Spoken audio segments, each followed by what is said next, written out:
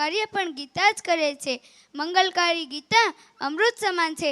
જીવનનો બધો સાર ભગવદ્ ગીતામાં સમાયેલો છે. બધા પ્રકારની પીડામાંથી છૂટવા અને પુણ્યની પ્રાપ્તિ કરવા માટે ગીતાના પાઠોનું મહત્વ અનેરું છે. સામાન્ય જીવનનું વેતરું કરતા લોકો માટે ગીતા નવો પ્રાણ પૂરવાનું કાર્ય કરે છે. એટલે આ ગ્રંથ સામાન્ય નથી. તેને માત્ર પ્રણામ કરવાનું નથી, પણ તેનું પઠન કરી મનન ચિંતન કર્યા પછી તેને દૈનિક જીવનના વ્યવહારમાં ઉતારવાનું છે. નિરાશામાંથી પ્રસન્નતા તરફ દોરનાર મરણધર્મી માનવને જીવનને અમૃતમય બનાવવાનો બોધ જ્યાંથી મળ્યો છે તે છે ભગવદ્ ગીતા. જેને પ્રાપ્ત કર્યા પછી જે શાશ્વત છે તે છે પરમ તત્વ પરબ્રહ્મ. તેવા પરમેશ્વરની સતત નજીક જવાનું છે. પ્રમાદી વ્યક્તિને કર્મઠતાનો, નિંદ્રામાં પોઢેલાને જાગૃત કરવાના, પડેલાને ઊભા કરવાનો ઉપાય ભગવદ્ ગીતામાં છે. ભગવદ્ ગીતા માત્ર યુદ્ધનું ગીત નથી, પણ જીવનનું સંગીત છે.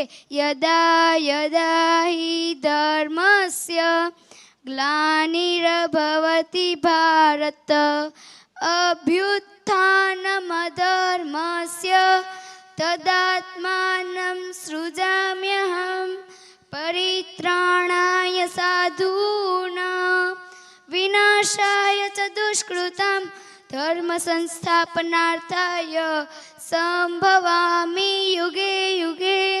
ગીતાનો સાંખ્ય યોગ જાગૃત બનવાનું સૂચન કરે છે. આવી જાગૃતિ જે જીવન પ્રત્યેનો દૃષ્ટિકોણ બદલાવી નાખે છે. ગીતામાં જ્ઞાન યોગ, કર્મયોગ અને ભક્તિ યોગની પૂર્ણ ચર્ચા થઈ છે. જેના પ્રમાણે જ્ઞાન સર્વસ્વ છે. પોતાના મૂળ સ્વરૂપને જાણવાનું છે. શરીરની નાશવંતાને ઓળખવાની છે. અવિનાશી આત્માને પારખવાનો છે. દેહાંતર પ્રાપ્તિ સંસાર જીવનનો ક્રમ છે. પરિવર્તન જીવનનો સ્વભાવ છે.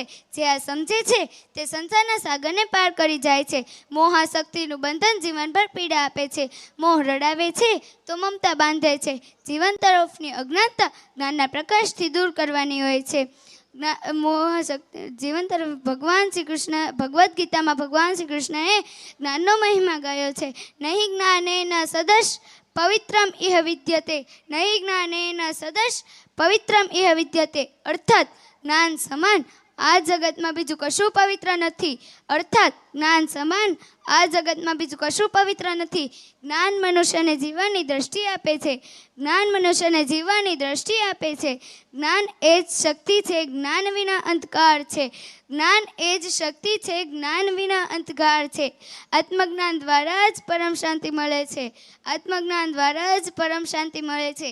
ગંગોત્રીમાંથી પ્રગટેલી ગંગા નદી બનીને સમુદ્રને મળીને એક રૂપ થઈ જાય છે.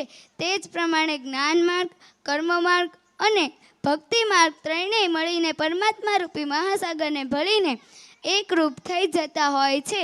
જીવ શિવ સ્વરૂપ બની જાય છે. આમ ભગવદ્ ગીતા તો આત્મજ્ઞાનનો મહાકુંભ છે. જેનું મંથન કરવાથી સત્યની અનુભૂતિ થાય છે. પણ